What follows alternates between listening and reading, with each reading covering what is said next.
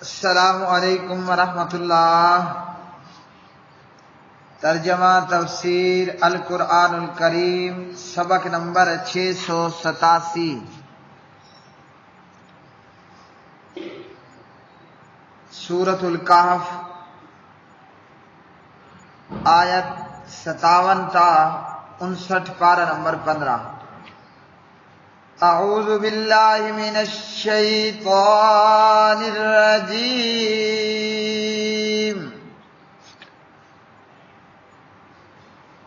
ومن اظلم ممن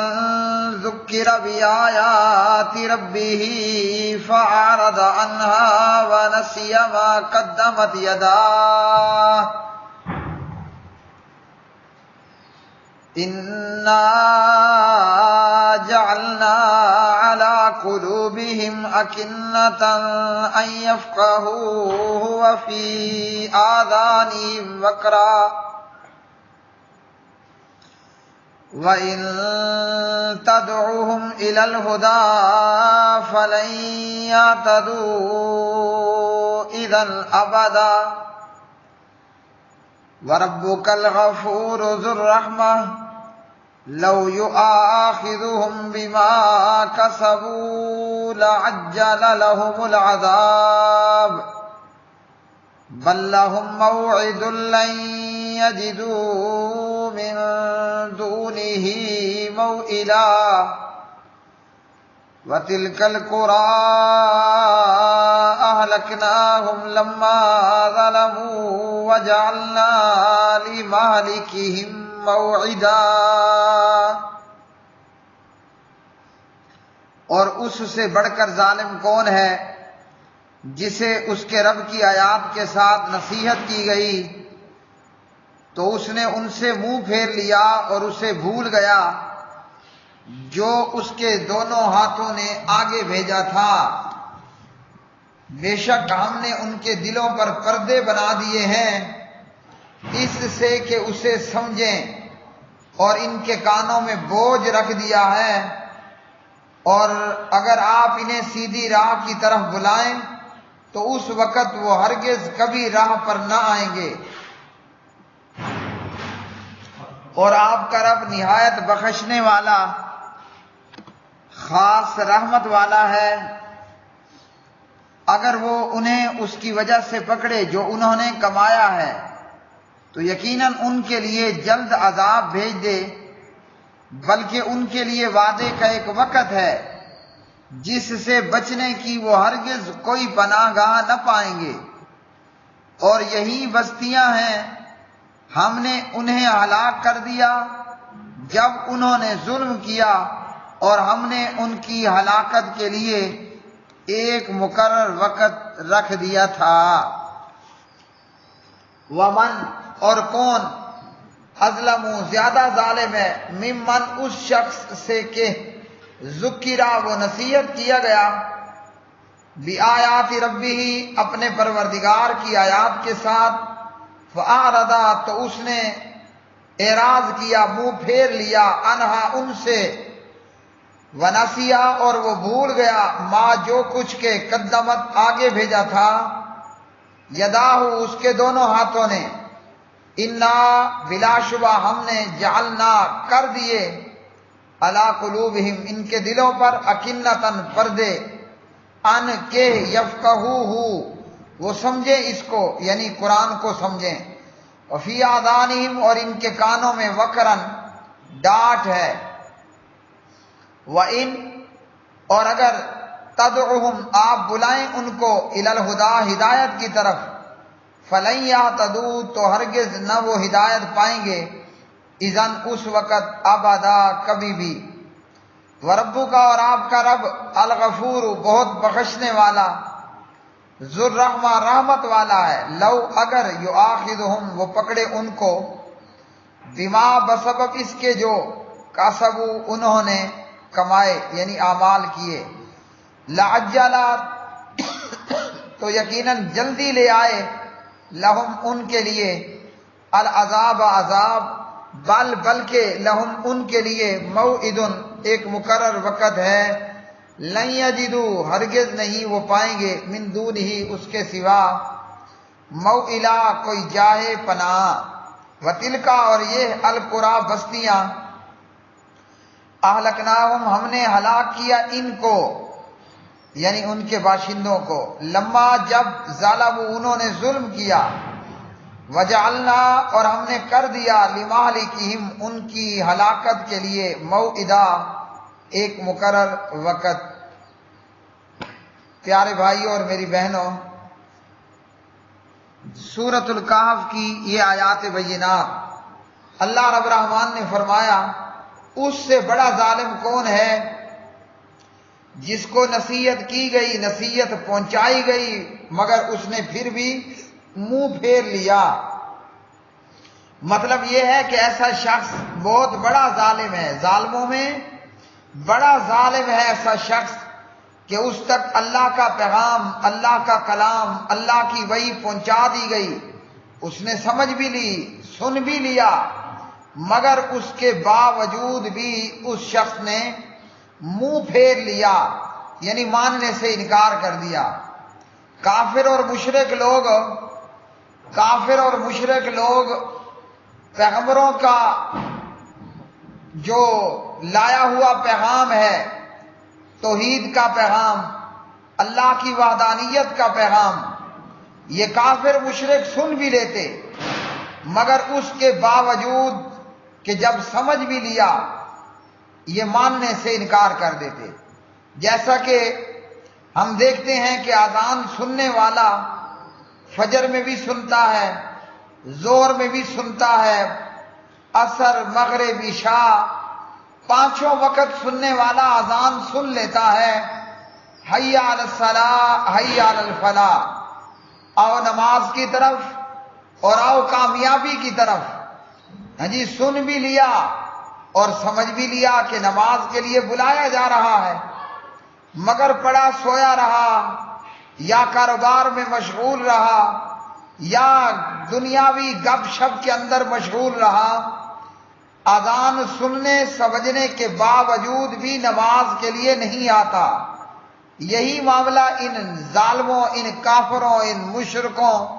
ان بے ایمانوں اور ان منکروں کا تھا کہ توحید کا اور وحدانیت الہی کا پیغام سن لیتے، سمجھ لیتے، مگر پھر بھی منہ پھیر لیتے، ماننے سے انکاری ہوتے۔ جیسے اذان سننے والا سنتا ہے مگر اس کے کان پہ جوں تک نہیں رینگتی، وہ سویا رہتا ہے اور نماز کو نہیں اٹھتا۔ تو فرمایا یہ شخص بڑا ظالم ہے۔ اور پھر یہ لوگ بھول جاتے ہیں کہ جو انہوں نے دنیا میں اعمال کیے ہوتے ہیں، لیکن جب قیامت کا دن ہوگا ان کے کیے ہوئے ذرے ذرے کے اعمال ان کے سامنے موجود ہوں گے۔ اور فرمایا کہ ہم نے ان کے دلوں پر پردے بنا دیے، اب یہ بات سمجھ نہیں سکتے۔ ہاں جی، کانوں پر بوجھ ہے، پردہ ہے، سن نہیں سکتے۔ انہیں پیغمبر بھی سیدھی راہ کی طرف بلائے تو یہ کبھی سیدھے راستے کی طرف آنے والے نہیں ہیں۔ کیا وجہ ہے کہ انہوں نے اللہ کی آیات کو مذاق بنایا اور اپنے برے کرتوتوں کے برے نتائج سے سبق حاصل نہ کیا، بلکہ جب مصیبت اور عذاب آیا تو کہا کہ یہ تو زمانے میں چلتا رہتا ہے، کبھی تنگی تو کبھی آسانی، ہاں جی، کبھی ہریالی تو کبھی خشکی۔ بجائے اس کے کہ یہ نصیحت حاصل کرتے، سمجھ حاصل کرتے، انہوں نے انکار کا راستہ اختیار کیا۔ جب بھی کوئی بندہ گناہ کرتا ہے ایک سیاہ کالا نقطہ دل پہ لگ جاتا ہے، کفر کرتے کرتے، گناہ کرتے کرتے، نافرمانیاں کرتے کرتے